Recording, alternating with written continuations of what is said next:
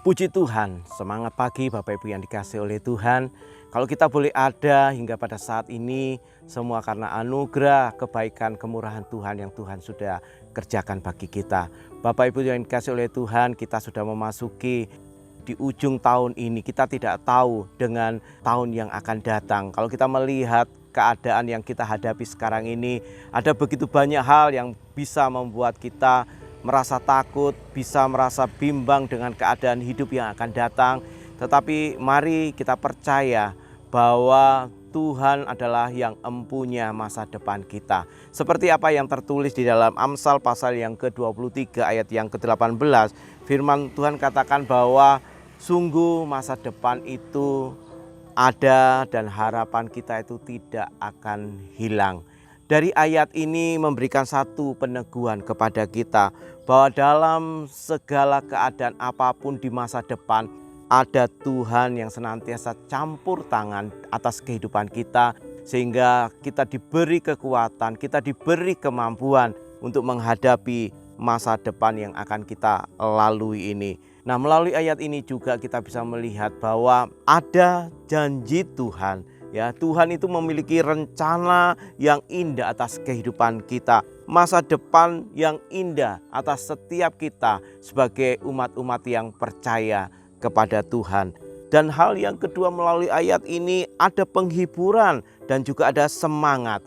Ayat ini juga seringkali menjadi satu kutipan bahwa melalui ayat ini ada hal yang memberikan semangat ketika kita mungkin merasa takut, kita merasa putus asa dengan kondisi keadaan yang kita hadapi ini, atau kita merasa takut dengan masa depan kita.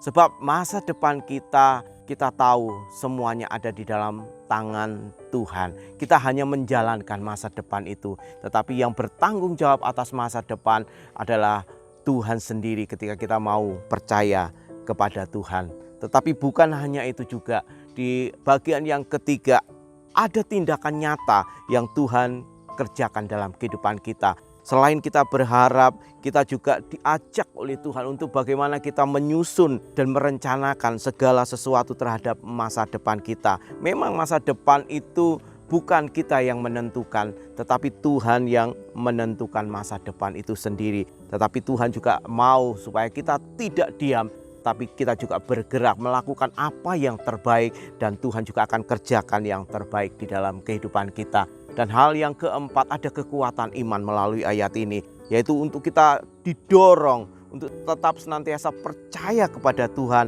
bahwa Tuhan adalah Tuhan yang sanggup untuk melakukan segala sesuatunya dalam kehidupan kita. Saat ini mungkin kita sedang keadaan terpuruk, tetapi Tuhan adalah Tuhan yang sanggup memulihkan dan bahkan menuntun kehidupan kita.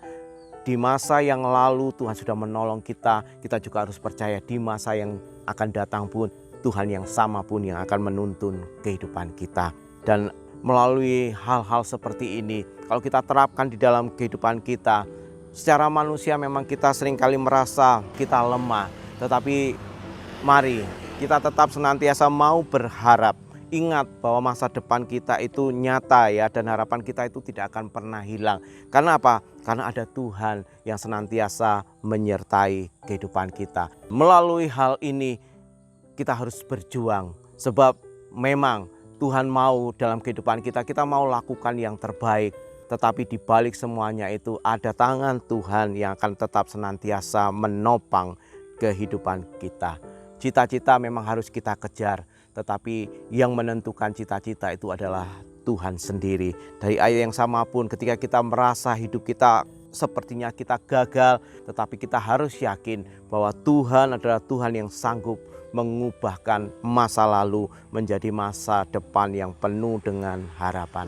Mari Bapak Ibu Saudara yang kasih oleh Tuhan, melalui frase ini kita bisa belajar bahwa ketika kita memiliki harapan yang sungguh kepada Tuhan, maka di situ tidak ada sesuatu yang mustahil bagi Tuhan untuk Tuhan bisa kerjakan atas kehidupan kita. Masa depan kita ada di dalam tangan Tuhan. Puji Tuhan, biarlah lewat renungan pada saat pagi hari ini boleh sama-sama memberkati kehidupan kita. Yakin di masa yang lalu, masa kini, bahkan masa yang akan datang pun Tuhan yang sama yang akan tetap menuntun setiap langkah-langkah kehidupan kita. Kita menjadi umat-umat yang berkemenangan di dalam Tuhan. Mari sama-sama kita berdoa. Bapa di dalam surga, pagi hari ini kami mengucap syukur terima kasih Tuhan karena kami boleh ada semua karena anugerah yang Tuhan nyatakan dalam kehidupan kami. Pagi hari ini kami serahkan seluruh kehidupan kami ke dalam tangan Tuhan. Kami tidak bisa melangkah dengan kekuatan kemampuan kami sendiri,